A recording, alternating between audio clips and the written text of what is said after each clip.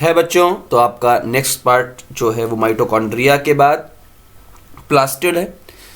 Mitochondria and plastid one of the most important part हैं cell biology के, इनमें कोई हम कमी नहीं कर सकते हैं। इसीलिए मैंने इसको सेपरेट वीडियो बनाया है जिसमें आपको फुल टू फुल जानकारी मिलेगी।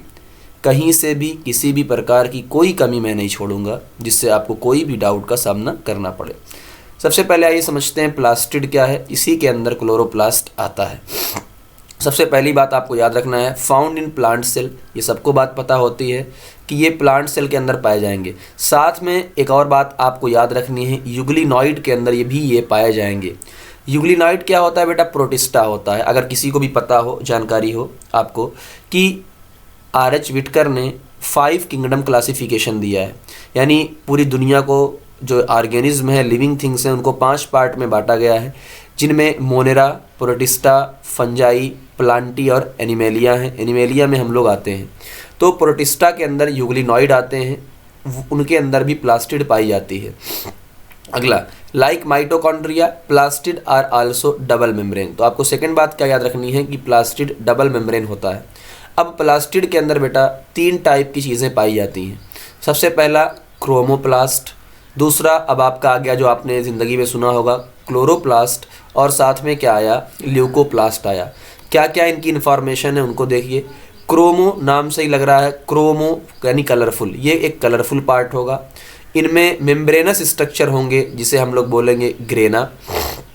क्या बोलेंगे? ग्रेना। ठीक है ना, अभी हम डिस्कस करेंगे। इसके अंदर जो पिगमेंट होते हैं उसकी बात करते हैं। तो जो कलर है, तो कलर तो पिगमेंट की वजह से आता है। तो एक कैरोटिनाइड पिगमेंट, कैरोटीन पिगमेंट और ज़ैंथोपिल नाम के पिगमेंट है। इतना ही इसमें पढ़ना है, फिर उसके बाद आपको बहुत ज़्यादा नहीं पढ़ना। अगला, क्लोरोप्लास्ट हम फुल डिटेल करेंगे। क्लोरोप्लास्ट ग्रीन होता है, फोटोसिंथेसिस करता है और इसके अंदर भी जो मेम्ब्रेनस स्ट्रक्चर है वो प्रेजेंट होगा। लास्ट में चलते हैं ल्यूकोप्लास्ट, जो कलरलेस होगा। सबसे इंपॉर्टेंट पार्ट अंडरलाइन करिएगा, ये क्या होता है? कलरलेस होता है। तो अगर ये कलरलेस है, इसका मतलब क्या है? कुछ और काम करेगा। तो कौन सा काम करेगा? स्टोरेज का। यानी इसके अंदर जो मेम्ब्रेन स्ट्रक्चर है, मेम्ब्रेनस स्ट्रक्चर है, वो एब्सेंट होगा। बात समझ में आई? ओके। अब इसमें स्टोरेज कौन करेगा? इसके अंदर टाइप देखो, एमाइलोप्लास्ट यानी जो स्टार्च का स्टोर करेगा, एल्यूरोप्लास्ट जो प्रोटीन का स्टोर करेगा, और एलियोप्लास्ट जो आपका फैट या ऑयल का स्टोर करेगा। बात समझ में आ गई? ये बात आपको याद रखनी है। क्रोमोप्लास्ट की बात करते हैं। इसके डिटेल में क्या पढ़ना है कि जो कलरफुल पिगमेंट है, ठीक है ना, कैरोटिनाइड। अब कैरोटिनाइड में क्या क्या आते हैं ये देखो, कैरोटीन और ज़ैंथोफिल देखते हैं। Carotene alpha, beta, gamma, lycopene, सारी चीज़ें। आपको सिर्फ याद क्या रखना है ये वाला कि बीटा कैरोटीन कैरेट के अंदर होता है। कैरेट के अंदर क्या होता है? एक सच है ना। अभी देखते हैं एक सच क्या है, भी आगे देखते हैं। ज़ैंथोफिल देखो, इसमें अलग अलग टाइप के होते हैं। फ्यूकोजैंथिन आपको खाली याद रखना है, ब्राउन कलर का होता है। ठीक है ना। चल, चीज़ क्या है देखो, सच क्या है? गाजर में विटामिन ए नहीं होता। चलो, बहुत लोग कहते हैं ना जिसकी आँख कमज़ोर हो गाजर में गाजर खाओ, तो अब समझना बात क्या है एक्चुअल में। देखो, गाजर में एक्चुअल में विटामिन ए नहीं होता है। इसमें क्या होता है? बीटा कैरोटीन होता है। जब हमारे डाइजेस्टिव सिस्टम में डाइजेस्ट होता है, बॉडी के सेल के पास बीटा कैरोटीन जाता है, तो हमारी सेल बीटा कैरोटीन से बना लेती है। बात समझ में? यानी एक्चुअल ये सच्चाई लोगों को पता नहीं है। एक्चुअल में विटामिन ए गाजर में नहीं होता है, उसमें होता है बीटा कैरोटीन। और बीटा कैरोटीन जब डाइजेस्टिव सिस्टम में जाता है तो हमारी सेल बीटा कैरोटीन का यूज़ करके क्या बना लेती हैं? Vitamin A. बात समझ में? और चूँकि विटामिन ए हमारी आंखों के पिगमेंट रोडोप्सिन के लिए बहुत ज़रूरी होता है। बात समझ में? इसलिए कहते हैं कि भाई हाँ गाजर खाओ, लेकिन लोगों को ये सच्चाई नहीं पता होती कि भैया विटामिन ए इसमें नहीं होता, इससे बनता है। यानी beta carotene rich in carat. और दूसरा पॉइंट क्या है? Precursor of vitamin A. Precursor का मतलब क्या होता है? जिससे कोई चीज़ बनती है। एग्जाम्पल, गेहूं इज प्रिकर्सर ऑफ आटा। यानी आटा बताओ, मेन तो आटा है लेकिन आटा बना किससे? गेहूं। ऐसे ही मेन तो विटामिन ए है लेकिन बना किससे है? बीटा कैरोटीन सा। ओके, आगे बढ़ते हैं। आगे है, अब आगे हमारा शुरू हो गया पार्ट क्लोरोप्लास्ट। क्या शुरू हो गया है? क्लोरोप्लास्ट पार्ट शुरू हो गया है। थोड़ा सा ध्यान दीजिएगा, बात आपको समझ में आएगी। सबसे पहली चीज देखो, डबल मेम्ब्रेन है। क्लोरोप्लास्ट में आपका 2 मेम्ब्रेन पाई जाएगी। पहले उसको ध्यान से देखिएगा। इसमें एक सच्चाई भी अभी आपको बताऊंगा। पहले तो पहले आप समझिए इस बात को, ये आउटर मेम्ब्रेन है और वही सेम कहानी कि आउटर मेम्ब्रेन मोर परमिएबल होगी क्योंकि इसके अंदर पोरीन्स प्रेजेंट होते हैं।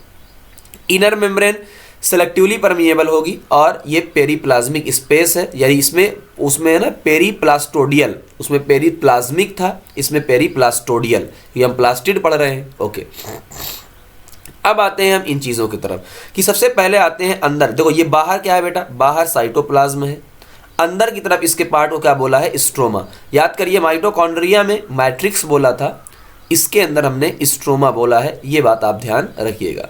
अब आते हैं स्ट्रक्चर की। यार ये जो स्ट्रक्चर है ये क्या है, ये जो आपको सांप जैसा स्ट्रक्चर दिख रहा है, ये जो सांप जैसा पूरा स्ट्रक्चर दिख रहा है ये है क्या, चूंकि ये है क्या बेटा, ये ग्रेना है, इसका नाम क्या है, ग्रेना। यही है क्या, मेम्ब्रेनस स्ट्रक्चर, यही क्या है, यही मेम्ब्रेनस स्ट्रक्चर है जिसे हमने क्या बोला, ग्रेना। पूरे को, ये पूरी मेम्ब्रेनस स्ट्रक्चर को, ये जितनी पूरी मेम्ब्रेनस स्ट्रक्चर फैली है इसको हमने क्या बोला, हमने बोला ग्रेना। अब आते हैं ये जो छोटे छोटे एक है, ये एक, तो इसको हमने बोला, ध्यान दीजिएगा ध्यान से, ठीक है ना, इसको हमने बोला ग्रेनम, पूरे ढेर को, बात समझे। ग्रेना हमने एक स्ट्रक्चर को बोला, ये जो पूरी स्ट्रक्चर एक के ऊपर एक, एक के ऊपर एक, एक के ऊपर एक आपको दिख रही है, इसे हम लोगों ने बोला ग्रेनम। यानी इसे क्या, पाइल्स ऑफ कॉइन, यानी बताओ क्या ये कॉइन्स का एक ढेर लग रहा है आपको। ढेर का मतलब क्या होता है, गुच्छा है, जैसे आप सिक्का जमा दो, एक सिक्का, दो सिक्का, तीन सिक्का, तो ये इसे हमने क्या बोला, ग्रेनम बोला। क्या बोला, ग्रेनम बोला। फिर आपको दिख रहा होगा कि एक तो आपको क्या दिख गया, देखो एक, मैं फिर से क्या हाईलाइट कर रहा हूं, देखो एक पूरा स्ट्रक्चर आपको ये दिखा, एक पूरा स्ट्रक्चर आपको ये दिखा। अब ये दोनों आपस में कनेक्ट हैं, याद रखिए ये दोनों जो ग्रेनम है आपस में, देखो हटाओ इसको, ये दोनों ग्रेनम यहाँ से कनेक्ट हैं, इस वाले से कनेक्ट हैं, तो इस वाले को हमने बोला स्ट्रोमा लैमेला या स्ट्रोमा थाइलाकॉइड। स्ट्रोमा लैमेला या स्ट्रोमा थाइलाकॉइड मतलब क्या है, ये एक सिंगल है। क्यों सिंगल है, जो दो ग्रेनम को जोड़ता है। फिर से बात को समझिएगा, फिर से बात को समझिएगा कि देखो हमने क्या बोला, किसी एक स्ट्रक्चर, इस एक स्ट्रक्चर को, चाहे वो स्ट्रक्चर, समझना बात को मेरे ध्यान से, ग्रेना दो टाइप का है। ग्रेना सिर्फ आओ नंबर 1 ग्रेना पे, आओ नंबर 1, ताकि कोई कंफ्यूजन ना रहे। हमने कहा कि हम इस नंबर पे आए हैं ग्रेना पे। अब ये जो पूरी पार्ट है, ये जो पूरा पार्ट ऐसे ऐसे से फैला हुआ है, इसको भी हमने क्या बोला, ग्रेना या ग्रेना थाइलाकॉइड। एक स्ट्रक्चर को, इसमें से जो एक स्ट्रक्चर, इसमें से जो एक, ये जो एक स्ट्रक्चर आपको दिख रही है, क्वाइन जैसी एक स्ट्रक्चर, समझना, क्वाइन जैसी एक स्ट्रक्चर जो आपको दिख रही है, इसे आपने बोला ग्रेना थाइलाकॉइड। क्या बोला आपने, ग्रेना थाइलाकॉइड। क्या बोला, ग्रेना थाइलाकॉइड। लेकिन जब यही पूरे ढेर बना लिए, इन्होंने ऐसे क्या किया, देखो साइड में, समझना ध्यान से, ये एक स्ट्रक्चर है, इसे आपने बोला ग्रेना थाइलाकॉइड। लेकिन जब ऐसे उसने कई सारी स्ट्रक्चर बना के, कई सारी स्ट्रक्चर बना के, इसको वर्ड क्या बोला गया, पाइल्स ऑफ क्वाइन। क्या बोला गया, पाइल्स। पाइल्स का मतलब क्या होता है, ढेर, यानी क्वाइन का एक ढेर, तो उसे क्या नाम दिया गया, ग्रेनम। क्या नाम दिया गया, ग्रेनम। अब बताओ, एक ग्रेनम इधर, एक यानी एक ढेर इधर, एक ढेर इधर। अब इन ढेर के बीच में कोई ना कोई जोड़ने वाला है, कोई ना कोई इन दोनों को जोड़ेगा, तो यानी अगर जिसने जोड़ा है उसी को हमने क्या नाम दिया, स्ट्रोमा लैमेला या स्ट्रोमा थाइलाकॉइड। क्या नाम दिया, स्ट्रोमा लैमेला या स्ट्रोमा थाइलाकॉइड। आओ अच्छे से समझते हैं। ग्रेना किसको बोला गया, सभी को, ओवरऑल मिला के क्या बोला गया, ग्रेना। समझना, ओवरऑल चीज़ों को मिलाकर, ओवरऑल पूरे को मिलाकर क्या बोला गया, ग्रेना। ग्रेना के अंदर दो पार्ट हैं, एक ग्रेना थाइलाकॉइड जो आपको दिख गया है कि एक दूसरे के ऊपर चढ़कर ग्रुप बनाती हैं, यही जो आपको बोला गया ग्रेना। दूसरा बोला गया स्ट्रोमा थाइलाकॉइड, यानी दो ग्रुप के बीच पाई जाती है, जो दो ग्रुप के बीच में पाई गई उसे आपने बोला स्ट्रोमा थाइलाकॉइड। आइए हम एक थाइलाकॉइड को स्टडी करते हैं, यही सबसे इंपॉर्टेंट पॉइंट इस पार्ट का है। एक थाइलाकॉइड को स्टडी करते हैं, समझिएगा। अंदर के पार्ट को हमने क्या बोला, ल्यूमेन, अंदर का लिक्विड। समझना, ये दो मेम्ब्रेन नहीं है, हम किसकी बात कर रहे हैं, हम थाइलाकॉइड को स्टडी कर रहे हैं। हम किसको स्टडी कर रहे हैं, हम ये हमने ये जो देखा, ये गोल गोल स्ट्रक्चर, इस गोल स्ट्रक्चर की स्टडी कर रहे हैं। इस गोल स्ट्रक्चर की क्या कर रहे हैं, स्टडी कर रहे हैं, उसके ऊपर बात कर रहे हैं। आइए, अंदर वाला पार्ट ल्यूमेन है, बाहर स्ट्रोमा है, आपको दिख रहा होगा, देख लो, देखो ये स्ट्रोमा है, स्ट्रोमा बाहर, ठीक है ना। और इसके अंदर के पार्ट को हमने क्या बोला, ल्यूमेन। तो ल्यूमेन का मतलब क्या है, थाइलाकॉइड के जो अंदर का पार्ट है। तो अच्छा, अंदर का लिक्विड है, जाहिर सी बात, ल्यूमेन क्या है, अंदर का लिक्विड। अब सबको पता है भाई ये भी फास्फोलिपिड बाइलेयर होगी, जाहिर सी बात है, मेम्ब्रेन की बनी है तो फास्फोलिपिड बाइलेयर। तो यहाँ मैंने क्लियर लिखा है कि दो मेम्ब्रेन नहीं है, ये सिंगल ही है। मोटाई देख रहे हैं हम, क्या देख रहे हैं बेटा, मोटाई देख रहे हैं। बात समझ में आई? ये क्लियर होना चाहिए कि दो मेम्ब्रेन नहीं है। जब आप किसी चीज की मोटाई देखोगे तो मोटाई देखने में आपको दो ही नजर आएगा कि भाई तो एक इस छोर से उस छोर तक, इस छोर से उस छोर तक। बात समझ में आई? आगे अब इसमें स्टडी करते हैं ये क्या मतलब है इन चीज़ों का, पूरी एक बार वन बाय वन स्टडी पूरी करते हैं। देखो सबसे पहले देखो ये outer inner membrane, periplastidial space, outer membrane, इसके अंदर क्या क्या पाया जाएगा, वही सेम चीज़ जैसा कि सबसे पहले वन बाय वन स्टडी करते हैं। 70S का राइबोसोम पाया जाएगा जैसा कि माइटोकॉन्ड्रिया के अंदर था। डबल स्ट्रैंड सर्कुलर डीएनए पाएगा, बिल्कुल डीएनए पाया जाएगा सर। स्ट्रोमा है ही, और जैसे माइटोकॉन्ड्रिया में एरोबिक रेस्पिरेशन का एंजाइम पाया जाता था, स्ट्रोमा के अंदर प्रोटीन सिंथेसिस का एंजाइम पाया जाएगा। पहली चीज, स्ट्रोमा के अंदर प्रोटीन सिंथेसिस का प्रोटीन पाया जाएगा। दूसरा, केल्विन साइकिल का एंजाइम पाया जाएगा। केल्विन साइकिल का मतलब क्या है, जिससे कार्बोहाइड्रेट बनता है। हम सबको पता है क्लोरोप्लास्ट के अंदर फोटोसिंथेसिस होती है और फोटोसिंथेसिस के अंदर कार्बोहाइड्रेट बनता है। अब कार्बोहाइड्रेट को बनाने के लिए केल्विन साइकिल चाहिए, तो केल्विन साइकिल की प्रोटीन भी, एंजाइम भी यहाँ पे मौजूद होते हैं। आगे इसकी जो मेम्ब्रेन है उसे क्या बोला गया, थाइलाकॉइड मेम्ब्रेन। भाई थाइलाकॉइड है तो थाइलाकॉइड मेम्ब्रेन।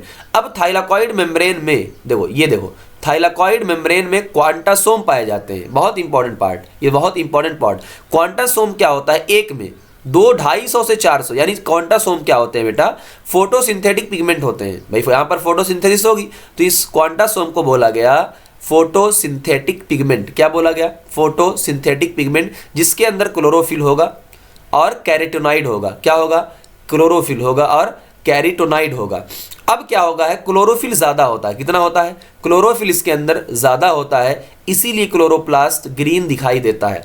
एक्चुअल में वो ग्रीन नहीं होता है, इसके अंदर कैरोटीनॉइड पिगमेंट भी होता है जो कलर देता है, लेकिन चूंकि क्लोरोफिल ज़्यादा होता है इसलिए हमें दिखता क्या है, हरा हरा। तो ये मत समझ लेना कि इसके अंदर सिर्फ क्लोरोफिल होता है, कैरोटीनॉइड पिगमेंट भी इसके अंदर होता है। सेम ऐसा जैसा कि माइटोकॉन्ड्रिया के अंदर एटीपी बनती थी, सेम देखो ल्यूमेन के इधर ऑक्सीसोम उसके अंदर भी पाया जाता था, ऑक्सीसोम इसके अंदर भी पाया जाएगा। यहाँ पर भी देखो CF0, वहाँ F0 खाली था, यहाँ पे क्लोरोप्लास्ट है इसलिए नाम क्या दे दिया गया, CF0 और CF1। सेम ADP से क्या बनता है, ATP बनता है। तो मुझे लगता है कि आपको हर पार्ट इसके अंदर समझ में आ गया होगा और इसमें कोई कन्फ्यूज़न आपको नहीं होगा। अगर कोई कन्फ्यूज़न होगा आप कमेंट में ज़रूर बताइएगा कि कन्फ्यूज़न है या क्लियर हो गया। कमेंट आप लोग नहीं करते हैं तो ठीक है ना, अटपटा लगता है, इसलिए आप बताइएगा। अगर आपको क्लियर है तो क्लियर लिख दीजिएगा, थैंक यू। और अगर नहीं, अगर क्लियर है तो आप जिस पार्ट में आपको कमी है वो पार्ट आप बता दीजिएगा। अब आते हैं अगली बात की तरफ कि माइटोकॉन्ड्रिया ने एटीपी फॉर्म किया, powerhouse of the cell. अब समझिए बात को, माइटोकॉन्ड्रिया ने एटीपी फॉर्म किया था तो उसको क्या बोला गया, पावर हाउस ऑफ। क्लोरोप्लास्ट ने भी एटीपी फॉर्म किया, लेकिन एटीपी, अब समझना, लेकिन उसको क्यों नहीं बोला गया, समझिए बात को, बिकॉज ये एटीपी सेल के लिए है, ठीक है ना, सेल के लिए नहीं, खुद के लिए। बात समझिएगा, powerhouse of the cell, ठीक है ना, बहुत इंपॉर्टेंट पार्ट है ये, बहुत इंपॉर्टेंट। इसमें लोगों को मैं क्वेश्चन हमेशा घुमा, भाई देखो माइटोकॉन्ड्रिया को आपने बोला powerhouse of the cell, बिल्कुल, क्योंकि वो सेल को पावर देता है। वो जो एटीपी बनाता है वो सेल के लिए बनाता है, जबकि क्लोरोप्लास्ट जो है वो एटीपी खुद के लिए बनाता है। जैसे एग्जांपल क्या है, इन्वर्टर, तो इन्वर्टर दूसरों के लिए नहीं होता, इन्वर्टर आपके खुद के लिए होता है, जबकि ट्रांसफार्मर पूरे गाँव के लिए होता है। तो चूंकि आपने जो क्लोरोप्लास्ट ने एटीपी बनाई है वो खुद के फंक्शन करने के लिए बनाई है, बस सेल के लिए थोड़ी बनाई है, इसलिए इसको powerhouse of the cell नहीं बोला गया। अब फिर बात करते हैं सर और क्या बात है। देखिए ये पूरा क्या था, ये पूरा पार्ट क्या था, ग्रेना। क्या पार्ट था पूरा, ग्रेना। हाँ सर ग्रेना था। ग्रेना के अंदर लाइट रिएक्शन होती है। कौन सी रिएक्शन होती है, लाइट रिएक्शन होती है, यानी इससे एटीपी बनता है, NADPH बनता है, O2 बनता है। और जो स्ट्रोमा होता है, आप याद रखिएगा, स्ट्रोमा के अंदर डार्क रिएक्शन होती है, जिसे आपने क्या बोला, कैल्विन साइकिल, अभी पढ़ा था। डार्क रिएक्शन का मतलब क्या होता है कि बेटा ये होता है कि इसके अंदर देखो फूड का सिंथेसिस होता है ना। तो डार्क का मतलब क्या है, ये देखो एक तो लाइट रिएक्शन है जो डायरेक्टली लाइट पे डिपेंड है, बात समझिए, मैं हल्का सा डिटेल खाली आपको बताऊंगा। लाइट रिएक्शन सीधा किस पे डिपेंड है भाई, लाइट नाम ही तो लाइट पे डिपेंड है। अब इससे क्या बना, NADPH, क्या बनता है NADPH, तो इसी को यूज करके क्या बनाता है डार्क रिएक्शन। यानी आप ये कह सकते हैं डार्क रिएक्शन डार्क में नहीं होती है, ये बात क्लियर करो, NCERT लिखती है क्लास 11th की, डार्क रिएक्शन अगर डार्क में हो रही है तो मिसनोमर है, आप गलत फहमी में है। डार्क रिएक्शन डार्क में नहीं होती, हाँ इतना होता है कि वो डायरेक्टली लाइट पे डिपेंड नहीं होती, लाइट के प्रोडक्ट पे डिपेंड होती है। देखो लाइट का प्रोडक्ट क्या बना, NADPH, तो NADPH का यूज करके डार्क रिएक्शन क्या करती है, फूड का सिंथेसिस करती है। तो दो टाइप की रिएक्शन है, इन दोनों टाइप की रिएक्शन को मिला के ही क्या बोलते हैं, फोटोसिंथेसिस। बात समझ में आई, ओके। अब बात समझिए, क्लोरोप्लास्ट के अंदर there is a clear division of labour. देखो क्लियर समझो, क्लियर डिवीजन, जहां भी ये वर्ड यूज हो जाए समझ लीजिए क्लियर डिवीजन ऑफ लेबर। इसका मतलब होता है सभी के अपने अपने फंक्शन है, लाइट के डार्क के अलग अलग फंक्शन है। मैं एग्जांपल देता हूं, बहुत अच्छा इसका एग्जांपल है बैंक। क्या एग्जांपल ले लो, बैंक। ये बात क्योंकि बार बार यूज होगी इसलिए मैं आपको बैंक का एग्जांपल देता हूं। देखो बेटा, बैंक में जैसे ही आप गए, बैंक बाहर से तो आपको दिख रहा है बैंक है, ऐसे ही है ना बैंक। जैसे ही आप गए तो आपको सिक्योरिटी गार्ड मिले, क्या मिले, गार्ड, उनका अपना काम है। जैसे पहुंचे कैशियर ने देखा पैसा वैसा निकाल रहा दे रहा है, उसका अपना काम है। मैनेजर भैया का अपना काम है। दो चार आदमी स्टाफ के टहल रहे हैं, लाओ भाई फाइल दो फलाना ढमकाना, वो उनका अपना काम है, पियोन का अपना काम है। यानी सबके काम बटे हुए हैं और सभी को मिला के क्या बोला गया, बैंक। तो इसे बोला जाता है डिवीजन ऑफ द लेबर। फिर अगली कहानी, like mitochondria chloroplast is also semi autonomous. मैंने आपको बोला था सेमी ऑटोनोमस क्यों बोला गया है, अगर किसी को याद है तो कमेंट करें कि सेमी ऑटोनोमस हमने क्यों बोला था। अब समझना, इसके अंदर DNA है, RNA है, राइबोसोम है जो प्रोटीन सिंथेसिस के काम करते हैं, लेकिन कुछ प्रोटीन के लिए हमें न्यूक्लियर DNA पर डिपेंड रहना पड़ता है। सेम एज हम आते हैं biosynthesis of the plastid, biosynthesis of the plastid की तरफ आते हैं।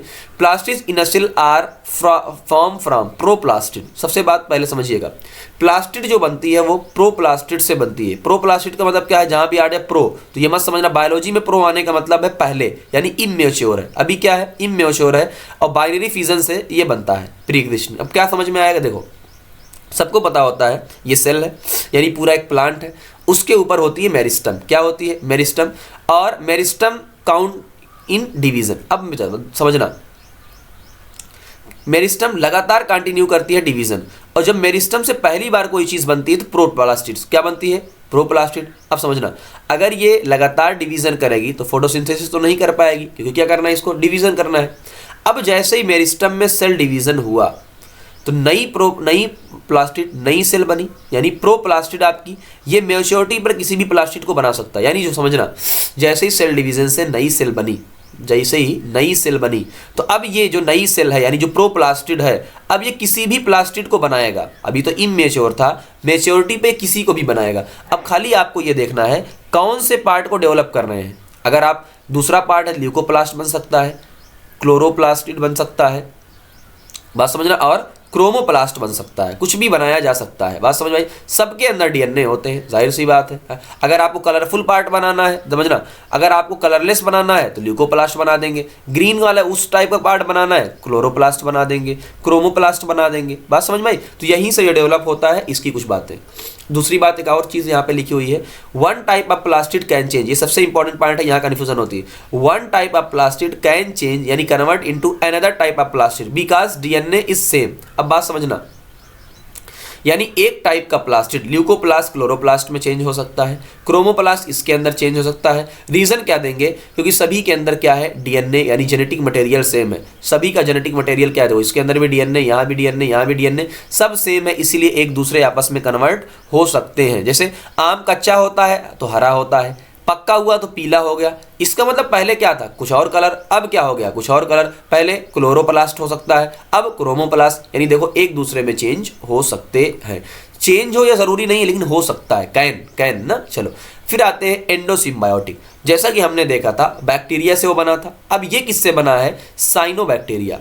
अगर आपने ध्यान दिया हो, पढ़ा हो, साइनोबैक्टीरिया को ब्लू ग्रीन अलगी बोला जाता है। क्या बोला जाता है, ब्लू ग्रीन अलगी। माना जाता है, देखो कन्वेंशन है, ये माना जाता है कि सेल है, ब्लू ग्रीन अलगी आया और आके इसको इन्फेक्ट किया, और इन्फेक्ट करने के बाद यहीं रह गया, तो एज अ सेल ऑर्गेनेल बन गया, जिससे बाद में क्या बोला गया, क्लोरोप्लास्ट। अच्छा क्यों ऐसा है, देखो सबसे पहले ब्लू ग्रीन अलगी, भाई जाहिर सी बात है, प्लांट से पहले कौन आया होगा, सबसे पहले बैक्टीरिया आया, बैक्टीरिया में जो ब्लू ग्रीन अलगी है, समझना ब्लू ग्रीन अलगी बैक्टीरिया है, वो फोटोसिंथेसिस करता है, इसलिए बोला गया कि ये भी फोटोसिंथेसिस करता है, वो भी फोटोसिंथेसिस करता है, समझना। Cyanobacteria is the prokaryotic cell, ये तो मैंने पता है, बैक्टीरिया है तो प्रोकैरियोटिक है लाइक अ बैक्टीरिया।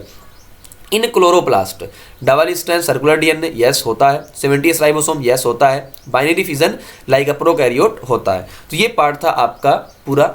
अब अगले पार्ट में हम पढ़ेंगे, अगले लेक्चर में वो पढ़ेंगे हम लोग राइबोसोम, फुल डिटेल में राइबोसोम को भी हम लोग पढ़ने वाले हैं।